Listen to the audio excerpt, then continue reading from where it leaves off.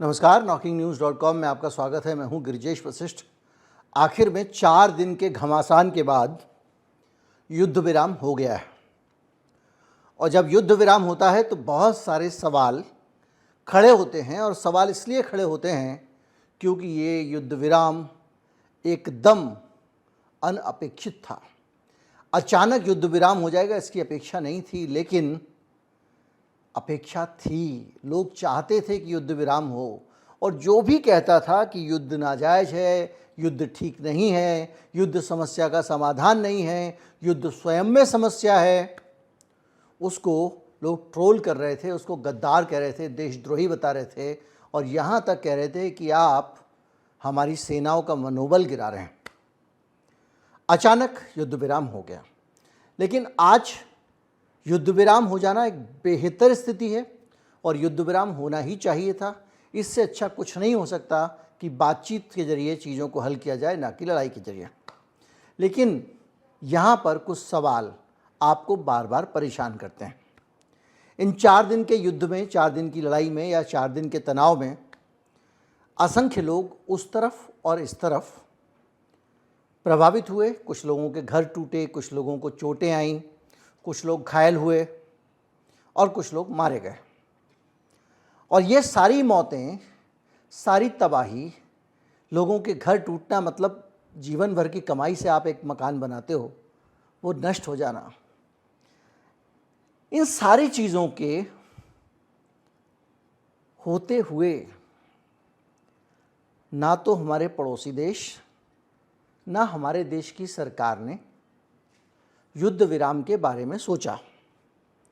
ये ज़रूर कहते रहे कि युद्ध नाजायज़ था, ज़रूरत नहीं थी। क्या ज़रूरत थी? पाकिस्तान कह रहा है कि आपको क्या ज़रूरत थी, आपने यह मिसाइल गिरा दी। हम कह रहे हैं कि भैया हमने तो प्रतिक्रिया में गिराई, आपने हमारे यहाँ आतंकवादी घुसाए क्यों? लेकिन इन सारी चीज़ों के बीच में जब हम अपने नागरिकों के कष्ट, परेशानी और दुनिया भर का, देश के जो लोग हैं, पाकिस्तान तो बिल्कुल भिखारी वाली हालत में है, उस सब का कष्ट उठाने के बावजूद, देखने के बावजूद आप पिघल नहीं रहे हो। लेकिन ट्रंप का एक फ़ोन आता है और युद्ध विराम हो जाता है।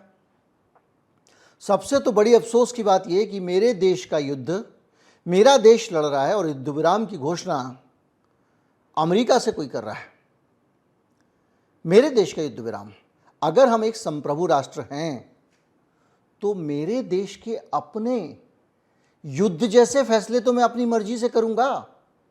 बड़ा अच्छा लगा था कि मोदी जी ने जब ये तनाव शुरू हुआ था उससे एक दिन पहले कहा था कि भारत अहम फैसले विदेशी दबाव में नहीं करता है। मैं उस बयान को सुना नहीं सकता हूं क्योंकि आजकल कॉपीराइट के ज़रिए ही हत्या की जा रही है चैनलों की। एक संस्था है जो सरकार की बहुत नज़दीक है और वो भारत भर में वीडियो पे अपना मोहर लगा के कह देती है कि ये हमारा कॉपीराइट है और वो धड़ाधड़ चैनलों को उड़ा रही है, लाखों रुपए की वसूली कर रही है, किसी से 40 लाख, किसी से 50 लाख। पुण्य प्रसून वाजपेयी का चैनल मुश्किल से वापस लौटा है, लेकिन उसकी अगर कटिंग मिलेगी तो मैं लगा देता हूँ।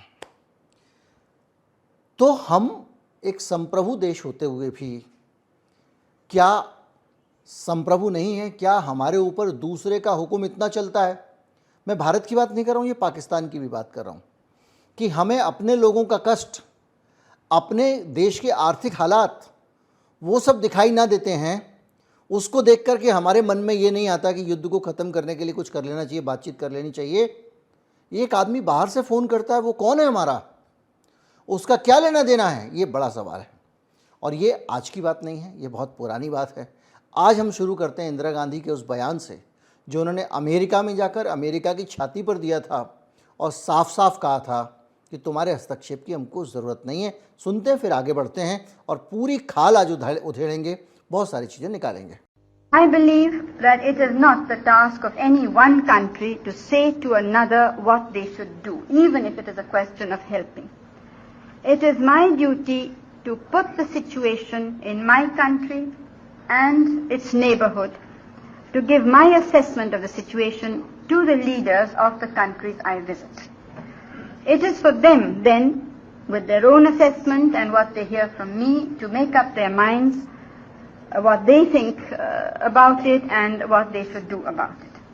ये वो भारत है ये वो भारत है जिसको 1971 में जब पाकिस्तान से युद्ध हुआ, जब बांग्लादेश को स्वतंत्र कराया हमने, तो अमेरिका ने पूरी कोशिश की हमको डराने की।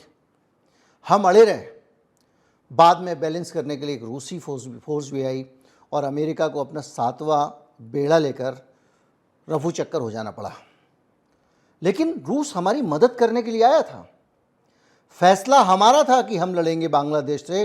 रूस ने ये नहीं कहा कि आप बांग्लादेश से लड़ो तब हम साथ देंगे।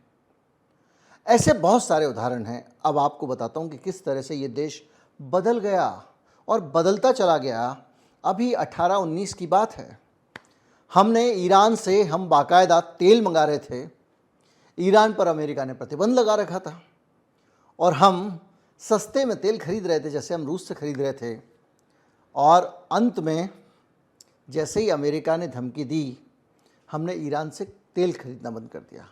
यहाँ तक कि हम चाबहार पोर्ट पे, मैंने वीडियो बनाया था, बहुत डिटेल है वो। चाबहार में एक पोर्ट बना रहे थे, उस मामले को भी अमेरिका के डर से ठंडे में डाल दिया। पूरी तरह से हम लोग समझाते रह गए और हमको दूसरी जगहों से महंगा तेल खरीदना पड़ा। लेकिन हम अमेरिका का मुकाबला नहीं कर पाए कि भाई मेरे सामने ईरान है समुंदर के पार, वहाँ से मैं क्यों ना तेल लूँ जबकि मुझे सस्ता मिल रहा है। ये अब हमारी स्वतंत्रता का स्तर रह गया है। S-400 मिसाइल का सौदा जो था 18 से 22 के बीच में, एक यही सरकार थी, पीछे की सरकारों में भी जाऊंगा मैं, इसने बाकायदा ये जिस S-400 सिस्टम का बहुत हम लोग इस वक्त गौरव कर रहे हैं कि उसने पाकिस्तान के हमले रोक दिए, अनगिनत जानें बचाई इस देश में, उसको जब खरीदा जा रहा था तो उस सौदे पर अमेरिका ने पाबंदी लगा दी। CAATS काटसा समझौते के तहत, प्रतिबंध के तहत, और भारत को उसने चेतावनी दे दी। कोई प्रतिबंध नहीं लगाया था मेरे देश पे, उसके बावजूद हमने उस सौदे को किया ही नहीं। अमेरिका को मनाने की कोशिश की। अमेरिका के कहने पे हम क्वाड में सब भर्ती हुए, जो क्वाड का एक 4 देशों का मैकेनिज्म था, जिसके अंदर चीन को घेरने के लिए अमेरिका ने 4 देशों का अपना एक गैंग बनाया था। उसमें कहा तुम भी शामिल हो। हम हुए, ऑस्ट्रेलिया हुआ। इसी तरह से रक्षा समझौते किए और बहुत सारी चीज़ें की हमने और उनको मनाया। तब जाके हमने S-400 अमेरिका से ख़रीदा। यानी पहले चचा अगर नाराज़ हैं तो हम रूस से S-400 भी नहीं खरीदेंगे। अनेक मामले, H-1B वीज़ा वाला मामला देख लीजिए, हमारे लोगों को हथकड़ी डाल के वहाँ से भेज दिया, हवाई जहाज में बिठा के। दुनिया के किसी देश का इतना अपमान नहीं किया गया। मेरे देश की सरकार ने चूं चपड़ नहीं किया। आपने कभी सुना कि अमेरिका ने कहा कि भारत ने कहा कि मैं हवाई जहाज भेज रहा हूँ, मेरे लोग हथकड़ी में बंद के नहीं आएंगे। ये वो लोग हैं जो इस देश का पेट पालते हैं, वो लोग हैं जो इस देश के विदेशी मुद्रा भंडार में वृद्धि करते हैं, अपनी कमाई का पैसा भारत भेजते हैं। और भारत के विदेशी मुद्रा भंडार में एक बड़ा योगदान उन लोगों का है जो बाहर रहते हैं और वहाँ से वो पैसे यहाँ भेजते हैं। ये हमारे देश की आज़ादी का स्तर है जो आज याद आता है। क्वाड का हम आपको बता ही चुके हैं। यहाँ तक कि WTO के दबाव में आके हमने बहुत सारे समझौते किए। हमारे देश में किसान धरने पर बैठे रहे। अमेरिका और WTO नाराज़ हो जाएंगे, इसलिए हमने उनको MSP की गारंटी नहीं दी। दुनिया जानती है कि ये किस लिए हो रहा था, एक उधर और एक यहाँ वालों को खुश करने के लिए। लगातार हम इस तरह की चीज़ें देखते आ रहे हैं। कितनी चीज़ें, टिकटॉक पे बैन भी अमेरिका के कहने पर ही लगा था भारत में, और चीनी एप्लीकेशंस पे भी, याद कीजिए, क्योंकि अमेरिका वहाँ पर ये पॉलिसी ला रहा था, हम भी यहाँ लाए, वो नहीं ला पाया। आज तक टिकटॉक बंद नहीं कर पाया। हमने उसको खुश करने के लिए कर दिया। ये मैं नहीं कह रहा हूँ, ये लगातार बात उस दौरान हुई है। भारत में डिजिटल डेटा के नियंत्रण पे पॉलिसी बनी, जिसके तहत अभी द वायर को बंद कर दिया गया, जिसके तहत भारत में बहुत सारा हंटर चल रहा है। तमाम सारी चैनल बंद कर देते हैं, स्ट्राइक डाउन कर देते हैं। 4 PM का चैनल बंद कर दिया था। जब वो कानून बन रहा था, उस कानून में एक प्रोविज़न था कि जो भी डेटा होगा इन कंपनियों का, चाहे फेसबुक हो, चाहे मेटा हो, चाहे यूट्यूब हो, उसको भारत की धरती पर रखा जाएगा, ताकि वॉर की स्थिति में या किसी और सिचुएशन में हमारे देश के सोशल मीडिया को बाहर से कोई कंट्रोल ना कर सके। अभी आपको ट्विटर ग्लोबल का अकाउंट बंद करना पड़ा है इस तनाव के बीच में 4 दिन के अंदर ही। फिर आपने क्या किया, अमेरिका का जरा सा प्रेशर आया और आपने अपनी उसी पॉलिसी को बदला 2-3 साल बाद और डाटा लोकलाइजेशन का क्लॉज हटा दिया। इसके अलावा भी बहुत सारी चीज़ें हटा दी जिसके बारे में हम जिक्र कर चुके हैं। यानी हम बार बार अमेरिका के हुजूर में खड़े दिखाई देते हैं। हमने जब अमेरिका और यूक्रेन का युद्ध हुआ तो बार बार वो बयान दिए जो अमेरिका को खुश करने वाले थे। हम उस सप्लाई चेन का हिस्सा बने जो पिछले दरवाजे से यूरोप को अमेरिका का रूस का तेल भेजती थी। इस पर हम डिटेल वीडियो बना चुके हैं क्योंकि किस तरह से वो डिप्राइव हो गया था और वहाँ पर हमने रूस का तेल इनडायरेक्ट तरीके से भेजा। किस लिए? हम लगातार अमेरिका को खुश करने में लगे रहे। टैरिफ लगाए अमेरिका ने, कनाडा ने मुंह तोड़ जवाब दिया, मैक्सिको ने मुंह तोड़ जवाब दिया, छोटे छोटे देशों ने चुनौती दी, कोलंबिया ने चुनौती दी, हमारे चीन ने तो उल्टे सैंक्शन लगा दिए। हम एकदम कदमों में बिछे रहे। मैं बात कर रहा हूं कि अगर हम एक संप्रभु देश हैं तो हमारे देश की नीतियां हमारे हितों को ध्यान में रख के तय होनी चाहिए ना। और अभी ट्रंप ने जवाब दिया है कि भारत अमेरिकी माल से सारे टैरिफ हटाने को तैयार हो गया है। इस बीच में जब ये गोलीबारी वगैरह चल रही थी, ये सारी चीज़ें अगर आप देखें तो एक तरफ से इस बात का एहसास कराती हैं कि भाई हम एक आज़ाद और संप्रभु देश हैं जो अपने फैसले खुद करता है, तो उसका युद्ध उसके लोगों के हितों को ध्यान में रखते हुए रुकने के बजाय अमेरिका के एक फ़ोन से क्यों रुका। ये प्रश्न मेरे मन में है और ये प्रश्न मेरा निजी प्रश्न है, लेकिन ये प्रश्न है अपनी जगह खड़ा हुआ है। मैं आपको रिकॉर्ड बताता हूं कि यहाँ अगर मैंने आपको इंदिरा गांधी का रिकॉर्ड बताया है तो दूसरे प्रधानमंत्रियों का भी रिकॉर्ड जानने का आपको हक है। अतीत में भी लगातार एक खास तरह की सरकार भारत में रही तो अमेरिका को मस्का मारती रही। फौजें देश की सीमा को सुरक्षित रखती हैं और हम सबको कारण है कि हम अपनी सेनाओं पे गौरव करें। लेकिन सेना तब बहादुरी से लड़ सकती है अगर उसके पीछे एक बहादुर मजबूत देश रहे। तो आज जो दिन है कि हम अपने इतिहास को देखें और साथ ही साथ अपने भविष्य को देखें, तो हम ये निर्णय करें कि देश किस दिशा में जाएगा, कितना मजबूत होगा, कितना प्रगति करेगा। ये किसी दूसरे की जिम्मेदारी नहीं है, ये किसी दूसरे के मदद से नहीं होगा। ये हमें अपने हाथ और पैर से, अपने दिल की मजबूती से, अपने दिमाग की तेजी से हम सबको, आपको और हमको मिलके करना है। कारगिल वॉर याद कीजिए, पाकिस्तान हमारे यहाँ घुस के बैठ गया था और हमने एलओसी पार नहीं की और आखिर तक नहीं की। हालत ये हुआ कि भारत को नुकसान हो रहा था, हवाई हमले तेज किए गए थे, लेकिन क्लिंटन प्रशासन ने, अमेरिका ने भारत पर दबाव डाला। नवाज शरीफ जाके क्लिंटन को सेट करके आ गए। उसके बाद क्या हुआ? हुआ ये कि अगर आप हमारे कारगिल से वापस जाओगे तो हम आपको सुरक्षित जाने देंगे, आपके ऊपर गोली नहीं चलाएंगे। पाकिस्तान की फ़ौजों ने अनगिनत लोगों को मारा, ऊपर तोलोलिंग की पहाड़ियाँ और वहाँ से खड़े होकर वो तोप चलाते थे। हमारे कई सैनिक हताहत हुए और उसके बाद जब उस पर नियंत्रण करने वाली की बात आई तो सरकार का आदेश आया कि अगर ये जा रहे हैं तो इनको चुपचाप जाने दिया जाए, इनको गोली ना मारी जाए। जनरल कयानी वहाँ से एक मीटिंग करने के लिए आते थे और उस मीटिंग में ये तय हुआ था।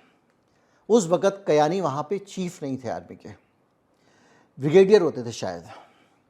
याद कीजिए, ये वो देश है, याद आ रहा होगा आपको जिसने उस दौर को जिया है, अखबारों को पढ़ा है कि हमारा पॉलिटिकल लीडरशिप हमारी लगातार इस पे उतारू थी। जॉर्ज फर्नांडिस रक्षा मंत्री होते थे, अटल जी प्रधानमंत्री थे। उन्होंने कहा कि हमको पाकिस्तान की सेना को सेफ पैसेज दे देना चाहिए। उनका भी संबंध जो है वो कहीं ना कहीं अमेरिका से तार जुड़ा हुआ हमेशा बताया जाता रहा, बावजूद इसके कि वो समाजवादी थे। उनका बहुत विवाद हुआ, घिर गए वो, लेकिन बाद में सरकार ने वही किया जो जॉर्ज कह रहे थे। अगर मैं आपको पुरानी बातों पे लेके जाऊं, from surprise to victory, Kargil from surprise to victory, general BP Malik तब हमारे आर्मी चीफ होते थे, उनकी किताब है। उसमें वो लिखते हैं कि राजनीतिक नेतृत्व की, यानी अटल जी की इच्छा थी कि जब पाकिस्तानी खुद अट रहे हैं तो उन पर फायरिंग ना की जाए।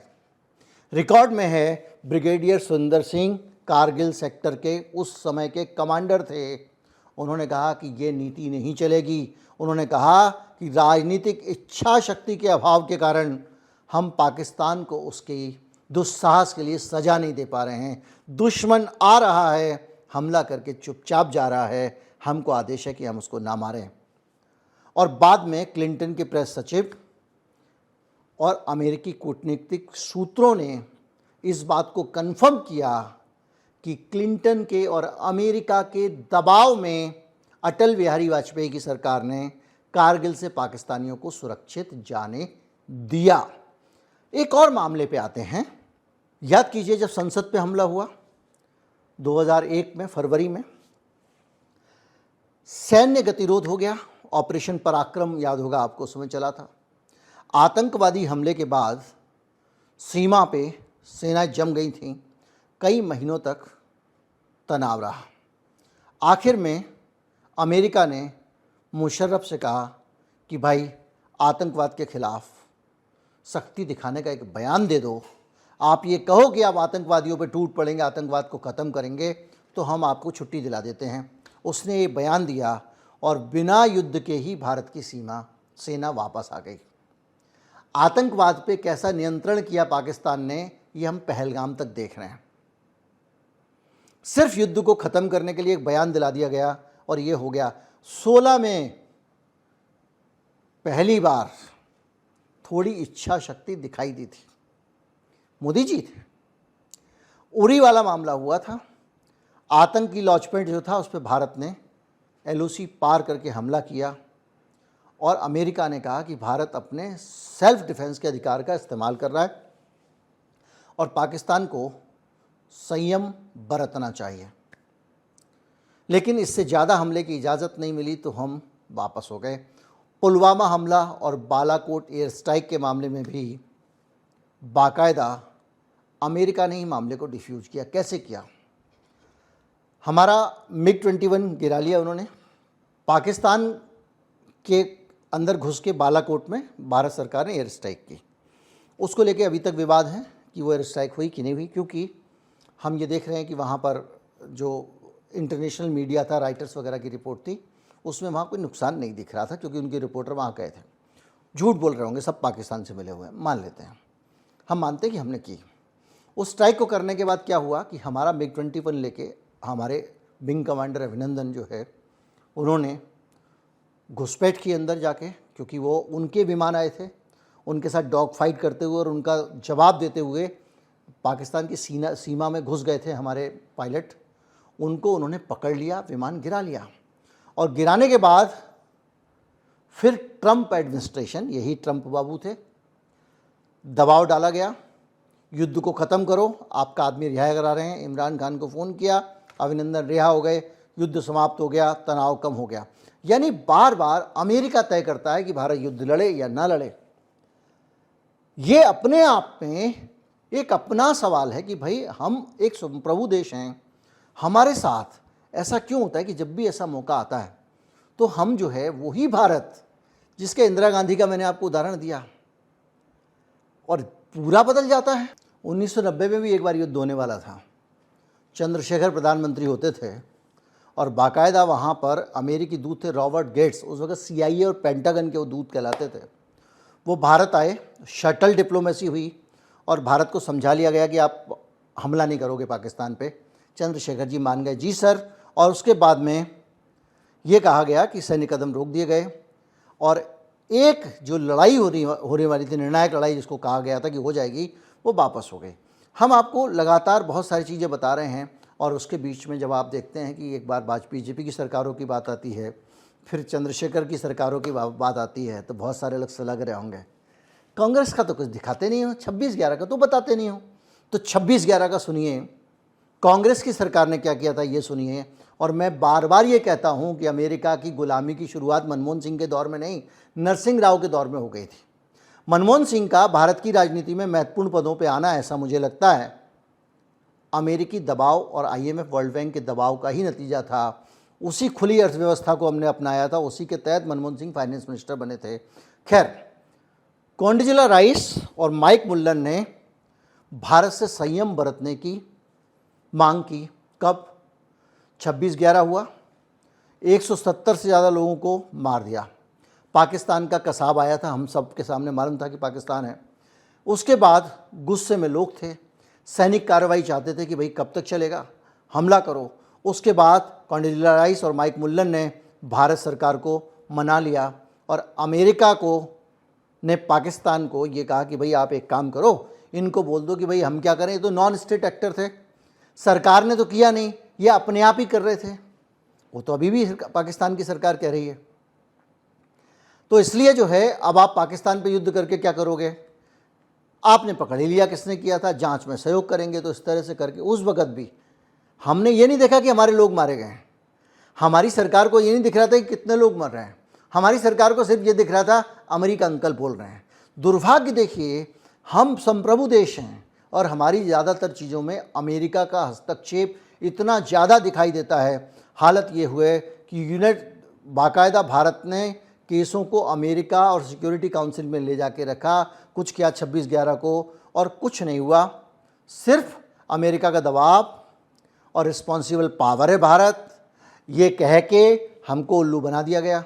और मैं ये नहीं कह रहा हूँ कि उस वक्त भी युद्ध करना चाहिए था, मैं ये नहीं कह रहा हूँ, मैं युद्ध के पक्ष में नहीं हूँ, मैं ये नहीं कह रहा हूँ कत्लेआम मचा दो, लेकिन मैं ये कह रहा हूँ कि अगर हमें युद्ध नहीं करना है, हमें संयम बरतना है, हमें जिम्मेदार आदमी की तरह काम करना है, विभीषिका नहीं लानी है, तो ये फैसला हमारा अपना होना चाहिए ना। हर बार इस फैसले में एक तीसरी ताकत हम सबका बाप दादा बन के हमारे सर पे क्यों आती है और अब उसका हुक्म क्यों मानते हैं, ये किसी भी आज़ाद और संप्रभु देश के नागरिक के मन में उठने वाला प्रश्न है, जो मेरे मन में भी लगातार उठ रहा है। आप इस सारी चीज़ों को आप देखें, चाहे वो 71 देखें, 90 देखें, 99 देखें, 2008 देखें और बालाकोट देखें या कुछ और देख लें, जितनी बातें मैंने डिस्कस की है, आपको अफसोस होगा कि मेरे देश के लोग जिन्होंने वो वीडियो देखे, मैं साझा नहीं कर सकता। पाकिस्तान के ड्रोन जब गिरे, ज़्यादातर तो नाकाम कर दिए थे, लेकिन इक्का दुक्का मैंने कहा था कि बहुत पास में तो छूट भी जाते हैं। तो गांव में, सीमावर्ती गांव में कई लोग घायल हुए, पंजाब के, वो तस्वीरें कुछ लोगों ने व्यक्तिगत तौर पे भेजी जो वहाँ रहने वाले थे, मैंने उसको किसी को दिखाया नहीं। उनको देख के आपको लगेगा कि हमारे देश के नागरिकों के साथ ये हो रहा है, वहाँ पर लॉकडाउन लगा दिया गया था, दूसरी चीज़ें हो रही हैं, पाकिस्तान में भी हो रहा है, दोनों देशों में हो रहा है, लेकिन दोनों देशों को ये समझ में नहीं आ रहा है कि भाई युद्ध करना है कि नहीं करना है। अगर आपने देखा कि लोगों का ये हाल है, आपने सोचा कि चलो एक बार मैं परमानेंट आतंकवाद को ख़त्म कर दूंगा, आतंकवाद को ख़त्म करने के नाम पे ही बार बार हिंदुस्तान में युद्ध टाले गए कि अब ख़त्म हो जाएगा, अब ख़त्म हो जाएगा। आपने इतिहास देखा। और अभी फिर, अगर आपको नहीं लगता था, अभी भी देखिए, जिन लोगों ने पहलगाम में 26 लोगों को मारा, वो लोग इस पूरे के पूरे इतने हाई वोल्टेज जो एक ड्रामा हुआ हिंदुस्तान में, उस खतरनाक इस ड्रामा का मतलब नकली नहीं था यह। इस स्थिति के बीच में वो लोग अभी भी सुरक्षित हैं। सारी बात हो गई, पाकिस्तान तक में जाके उनके हैंडलर्स के ऊपर कथित तौर पे उनको नष्ट कर दिया गया, आतंकवादी मार दिए, सब हो गया। वो लोग अभी भी सुरक्षित हैं, अभी तक तो सुरक्षित ही हैं, कहाँ है पता नहीं है। तो हमको उन 26 लोग या बाकी लोग जो हैं, या जो बाद में 15 वहाँ पर मार दिए कश्मीर में पाकिस्तानियों ने, उन सब लोगों को अगर आप देखें तो या तो हमको शांति तब सूझनी चाहिए थी, या हमने जो भी वहाँ किया है वो सब रिपोर्ट हुआ है, लगातार भारत सरकार ने बताया है, तब उनको नहीं सूझी। लेकिन आप संप्रभु देश हो और आपको शांति सूझती है तो ट्रंप के कहने पे, ये अपने आप में बड़ा सवाल है। और ये सवाल बार बार हमारे देश के नागरिकों के मन में उठना चाहिए। भारत छोटा देश नहीं है, बड़ा देश है, दुनिया की 5वीं सबसे बड़ी अर्थव्यवस्था है और दुनिया को बदलने की इसलिए ताकत रखता है कि पूरी दुनिया जो चल रही है भारत के लोग चला रहे हैं। पूरी दुनिया में चले जाइए, चाहे अफ्रीका में चले जाइए, चाहे यूरोप में चले जाइए, चाहे अमेरिका में चले जाइए, कनाडा चले जाइए, यूके चले जाइए, महत्वपूर्ण जिम्मेदारियां भारत के लोग संभाल रहे हैं। जब इतना ब्रिलियंट और इतना पावरफुल और इतना बड़ा देश है तो हमारे फैसले दूसरों की सरपरस्ती में क्यों होते हैं? नमस्कार, जय हिंद।